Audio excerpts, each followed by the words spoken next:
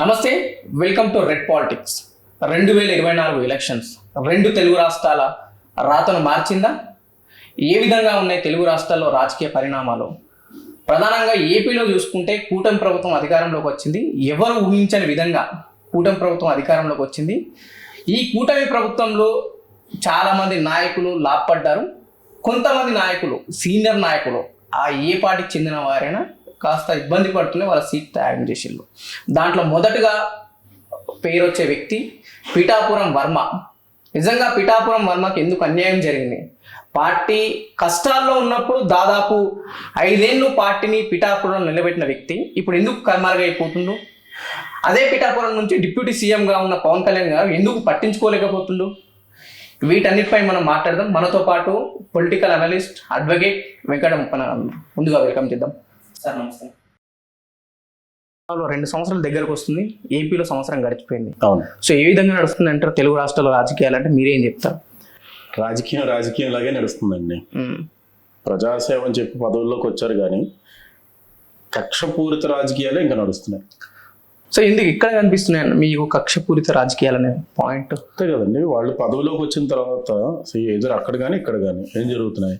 ఇమీడియట్గా opposition parties మీద cases file చేయడం స్టార్ట్ చేశారు. ఓకే, కక్షపూరిత రాజకీయం కదా. నా చేతిలోకి పదవి వచ్చిన తర్వాత నేను మిమ్మల్ని అరెస్ట్ చేయించాను అంటే దాని అర్థం ఏంటి? అది ప్రజాసేవ కాదు. సో ఏపీని ప్రధానంగా తీసుకుంటే మనం కూటమి ప్రభుత్వం అధికారంలోకి వచ్చింది ఎవరు కూడా ఊహించలేరు. సో కూటమి ప్రభుత్వంలో నాయకులు గెలిచిండ్రు, చాలా వరకు నాయకులు లాభపడ్డారు. ఈ కూటమి ప్రభుత్వంలో సీనియర్ నాయకులు కొందరు చెప్పుకునే దగ్గర పేర్లు, కొంత నష్టపోయిన పార్టీకి పనిచేసిన వాళ్ళు ప్రధానంగా ఉన్నారు. దాంట్లో పిఠాపురం వర్మ గారు. సో ఏంటి పిఠాపురం వర్మ కథ ఏంటి? నిజంగానే పిఠాపురం వర్మకి టీడీపీ అన్యాయం చేసిందంటారా? చేసిందండి. తెలిసిండే చేసింది. తెలిసిండే చేసింది. ఆయన 2009లో రాజకీయాల్లోకి ఎంటర్ అయ్యాడు త్రూ టీడీపీ. ఓడిపోయాడు ఆయన. ఓకే, తర్వాత ఇండిపెండెంట్గా గెలిచి మళ్ళీ టీడీపీలోకి వచ్చారు. రైట్. మళ్ళీ 2019లో కంటెస్ట్ చేశారు, ఓడిపోయారు. కానీ 2009 నుంచి ఈ రోజు వరకు కూడా అతను దగ్గరుండి ఆ పార్టీని నిలబెట్టాడు. ఈవెన్ టీడీపీ ఓడిపోయినా సరే 2019 నుంచి 2024 వరకు రూలింగ్లో లేదు. ఆ 5 సంవత్సరాల్లో కూడా ఆ పిఠాపురం నియోజకవర్గం మీద టీడీపీ కొన్న గ్రిప్ పోకుండా ఒక యోధుడిలాగా, ఒక వారియర్ లాగా ఫైట్ చేశాడు. చంద్రబాబు నాయుడు గారు దాదాపు 50 రోజులు లోపల ఉన్నప్పుడు కూడా వైఎస్ జగన్మోహన్ రెడ్డి వాళ్ళ పార్టీ రూలింగ్లో ఉన్నా సరే వాళ్ళ గ్రిప్ పోకుండా పార్టీని అంత కష్టకాలంలో కూడా నిలబెట్టాడు. ఇప్పుడు పిఠాపురం వర్మని ఎమ్మెల్యే సీటు త్యాగం చేయించారు దగ్గరుండి. ఎవరి కోసం? జైల్లో ఉన్నప్పుడు చంద్రబాబు నాయుడు గారిని పవన్ కళ్యాణ్ గారు అర్ధరాత్రి కలడానికి హీరోలా వెళ్ళిపోయారు. వెళ్ళిన తర్వాత ఆ కూటమి బయటకు వచ్చి ఆయన ఏమైనా చేశారు, ఏది జరిగినా సరే కలిసి మేము కంటెస్ట్ చేస్తున్నామని. సో అదే part of a game, political game, true political game. Seat అనేది ఇటు తీసి అటు ఇచ్చారు. ఎందుకు? ఈసారి ఖచ్చితంగా పవన్ కళ్యాణ్ గారు గెలాలి అని. వాళ్ళ రీసెర్చ్ అనాలిసిస్ ప్రకారంగా ఎంటైర్ ఆంధ్రప్రదేశ్లో పిఠాపురం నుంచి కంటెస్ట్ చేస్తే ఓటమి అనేది పవన్ కళ్యాణ్ గారికి ఉండదు అని. అంటే ఏ విధంగా? అంటే సామాజికంగానా, సామాజిక వర్గం పరంగానా, లేదంటే ఆర్థిక పరంగానా, లేకపోతే పవన్ కళ్యాణ్ ఉన్న సినీ ఫేమ్ లో వచ్చిన ఫ్యాన్స్ వల్ల అంటారా? చాలా క్యాలిక్యులేషన్స్ ఉంటాయండి. ఇప్పుడు రాజకీయం అనేది ఓటుకు నోటు, దానికి అమ్ముడిపోయే ఓటరు, 3 ఉన్నాయి. ఇలా అమ్ముడిపోయే ఓటర్లో కూడా మళ్ళీ కులం, ఈ సమీకరణ చాలా ఉంటాయి. పవన్ కళ్యాణ్ అనే వ్యక్తి పిఠాపురంలో ఎందుకు ఖచ్చితంగా గెలుస్తారంటే వాళ్ళ అనాలిసిస్, వాళ్ళ రీసెర్చ్, ఎక్కడ ఓట్ షేరింగ్ ఉంటాయి, అక్కడ క్యాష్ ఎన్ని ఎక్కువ ఉంటాయి, ఈ అన్నింటినీ పరిగణనలోకి తీసుకుని అక్కడ గెలుస్తారని చెప్పి వర్మ గారితో త్యాగం చేయించారు. రైట్. త్యాగం చేయించిన తర్వాత అయినా అతనికి తగిన గుర్తింపు ఉందంటే లేదు. మరి ఒక పార్టీ కోసం ఇంత కష్టపడిన వ్యక్తిని గాలికి వదిలేసి మహానాడు మీటింగుల్లో ఆ టీడీపీ పార్టీ నాయకులు వారు అంటారు, ప్రతి కార్యకర్త కష్టపడి పనిచేయండి, కష్టపడి పనిచేసిన ప్రతి కార్యకర్తకి గుర్తింపు ఉంటుంది, పదవులు వరుస్తాయని చెప్తారు ఆయన. మరి వర్మ ఏం పాపం చేశారు? ఎందుకు బలి ఇచ్చేశారు? అంటే సార్ ఆంధ్రప్రదేశ్ రాజకీయాల్లో మీరన్నట్టు ఇందాక చంద్రబాబు అరెస్ట్ అయినప్పుడు రాజకీయాలు మారిపోయినాయి, పూర్తిగా చంద్రబాబు సైడ్ వచ్చేసినాయి అని చెప్పి చాలా మంది ఇప్పటికీ మాట్లాడుకుంటూ ఉన్నారు. నిజంగా ఏపీలో రాజకీయం మారినప్పుడు పార్టీకి మేలు జరిగింది కానీ పిఠాపురం వర్మకు మేలు జరగలేదు అని చెప్పేసి అక్కడ ఉన్న స్థానికులు చెప్పడం జరుగుతుంది. నిజంగానే పిఠాపురం వర్మ గారు ఒకవేళ టీడీపీ తగినంత ప్రాతినిధ్యం ఇవ్వకపోతే పార్టీ మారే ఛాన్సెస్ కనిపిస్తున్నాయా? లేదండి, ఆయన పార్టీ మారేలాగా ఉంటే ఎప్పుడో మారిపోయాడు ఆయన. అతను ఎప్పుడో ఒకటే చెప్తారు, నాకు టీడీపీ తప్ప నాకు వేరే పార్టీ లేదు అని. జుగుప్సాకరమైన విషయం ఏంటి అంటే చంద్రబాబు నాయుడు గారు అన్యాయం చేశారు, లోపాయకారంగా ఆయన ఏం పిలిచి పొద్దుకించారో మనకు తెలియదు. బట్ యాజ్ అ స్పెక్టేటర్గా కానీ యాజ్ ఏ పొలిటికల్ అనలిస్ట్గా కానీ నాకు అనిపించింది, ఒక పార్టీ కోసం, అది మీ ఎన్డీఏ కూటమి కోసం పవన్ కళ్యాణ్ అనే వ్యక్తికి సీటు ఇవ్వడం కోసం సీటు త్యాగం చేసిన వ్యక్తికి అట్లీస్ట్ ఎమ్మెల్సీ అన్న ఇచ్చి ఉండాలి. సో అది కూడా ఎందుకు ఇవ్వలేదు? ఇక్కడ కూడా క్వశ్చన్ మార్క్ వచ్చింది. సో నాగబాబుకి ఎప్పుడైతే ఎమ్మెల్సీ ప్రకటించినప్పుడు కూడా ఈ కాంట్రవర్సీ పెద్ద ఎత్తున చర్చ పైకి వచ్చింది.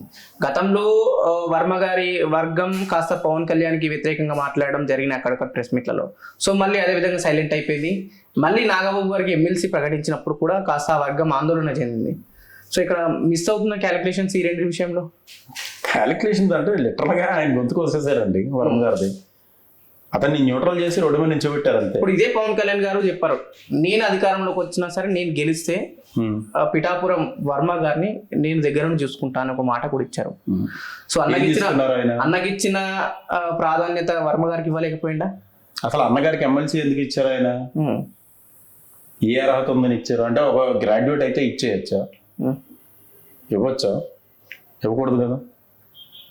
ఇవ్వకూడదని రాసలేదు. బట్ నాకున్న స్ట్రైట్ క్వశ్చన్ ఏంటంటే, రైట్, ఎగ్జాక్ట్గా లాస్ట్ ఇయర్ అనుకుంటా, అదే ఒక రాష్ట్ర రాజకీయాన్ని మరుపు తిప్పిన రాత్రి అని పవన్ కళ్యాణ్ గారు క్యాన్వా వేసుకొచ్చారు, గుర్తుందా? ఒకటి date I don't think June 12-10 exact గుర్తులేదు, కానీ మనం సోషల్ మీడియాలో కూడా చూస్తున్నాం, రాష్ట్ర రాజకీయాన్ని మరుపు తిప్పేసిన రాత్రి అని వేస్తున్నారు కదా. ఆ రోజు కొన్ని వందల మంది గ్రాడ్యుయేట్స్ హెల్మెట్ కూడా పెట్టుకోకుండా పవన్ కళ్యాణ్ వస్తున్నారు చంద్రబాబు నాయుడు గారిని చూడడానికి అని ఒక చిన్న మెసేజ్ పాస్ అయితే ఆ మెసేజ్ని పట్టుకొని అందరూ ప్రాణాలకు తెగించి వెళ్ళారు ఆ వర్షంలో. అంటే ఇలాగా మీ పార్టీ కోసం కానీ మీ పిలుపు కోసం కానీ ఇంట్లో డబ్బులు ఒంట్లో డబ్బులు అన్నీ తీసుకొచ్చి పెట్టి మీ చుట్టూరు పరిగెట్టిన కొన్ని వేలాది మంది పట్టభద్రుల్లో మీకు ఎవ్వరూ దొరకలేదు ఎమ్మెల్సీ సీట్ ఇవ్వడానికి. నాగబాబు గారు ఏ రోజన్నా వెళ్ళారా? పోనీ ఆ రోజన్నా ఉన్నారా పవన్ కళ్యాణ్ గారితో? రాజమండ్రి వచ్చారా? ఉద్దానంగా వెళ్ళారా?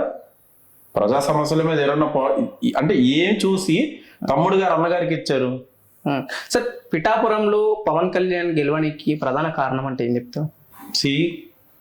అదొక పెద్ద టాపిక్ అండి. పవన్ కళ్యాణ్ గారు గెలడం కానీ జనసేన గెలడానికి కానీ ఏ స్ట్రాటజీస్ ఫాలో అయ్యారు అనేది ఒక పెద్ద సైన్స్ అది. ఓకే, చాలా చాలా పెద్ద టాపిక్ అది. మనం అందరం అనుకుంటాం ఫ్యాన్స్ క్రేజ్ అని. ఇండైరెక్ట్గా జగన్మోహన్ రెడ్డి వల్లే పవన్ కళ్యాణ్ గెలిచారు. ఎందుకో చెప్తా. పదే ఒక ఓడిపోయిన వ్యక్తిని అతని పర్సనల్ లైఫ్ గురించి మాట్లాడకుండా ఉన్నా, రైట్, లేదు నువ్వు 2 చోట్ల పోటీ చేసి 2 చోట్ల గెలవలేదు అని పాయింట్అవుట్ చేయకుండా ఉన్నా సరే ఇంత స్ట్రైక్ రేట్ వచ్చేది కాదు. అతని మీద ఇంకా సింపతి క్రియేట్ అయ్యేలాగా జగన్ మంత్రివర్గం కొంచెం టంగ్ కంట్రోల్లో పెట్టుకుని ఉండుంటే, పోసాన కృష్ణమురళి లాంటి వ్యక్తిని దించకుండా ఉండుంటే, బోరుగడ్డ అనిల్ కుమార్ లాంటి వ్యక్తితో తిట్టించకుండా ఉండుంటే గనక రిజల్ట్స్ ఇలా ఉండేవి కాదు. అంటే టీడీపీ ప్రభావం కావచ్చు, లేకపోతే కూటమి ప్రభావం ఎక్కడ పవన్ కళ్యాణ్ మీద పడలేదా గెలవడానికి? Pawan Kalyan is asset to TDP is not asset to Pawan Kalyan. ఇద్దరు బద్ధ శత్రువులు, చంద్రబాబు నాయుడు, పిఎం మోదీ. గుర్తుందా మీకు? నేషనల్ ఫ్రంట్కి వెళ్తానని చెప్పి ఒక నేషనల్ లెవెల్కి వెళ్ళినప్పుడు సమీకరణలు కుదరలే. అలాంటి ఇద్దరు వ్యక్తులు కలిసి ఒకే స్టేజ్ మీద చేతులు పట్టుకుని అందరికీ షేక్ హ్యాండ్లు ఇచ్చుకొని చేతులు వేవ్ ఆఫ్ చేస్తున్నారంటే ఆ సిచ్యువేషన్కి వచ్చిందంటే only because of Pawan Kalyan. కూటమి వల్ల ఎవరికి ఉపయోగపడిందంటే ఏం చెప్తారు? కూటమి అనే ఫార్మ్ అయిందే టీడీపీని పవర్ లో తీసుకురావడానికి with the support of Janasena power లో టీడీపీ కాదు.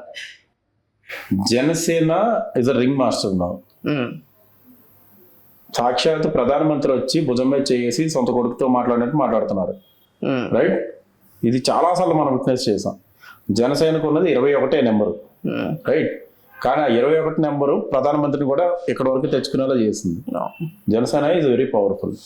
సో పిఠాపురం గురించి ప్రధానంగా మాట్లాడుతుంటే, పిఠాపురంలో వర్మ గారికి అన్యాయం జరిగింది అని చెప్పేసి ముందు నుంచి మాట్లాడుతున్న వస్తువులు, స్టిల్ ఇంకా మాట్లాడుతుండు, అటు పార్టీ అధినేత కూడా ఎక్కడ కూడా వచ్చి డైరెక్ట్ గా హామీ ఇవ్వలేకపోతుంది. సో ఏం జరుగుతుందంట, నిజంగానే పార్టీ బలోపేతం కాబోతుందా మళ్ళీ అక్కడ పీఠాపురంలో? టీడీపీ అంటున్నారా?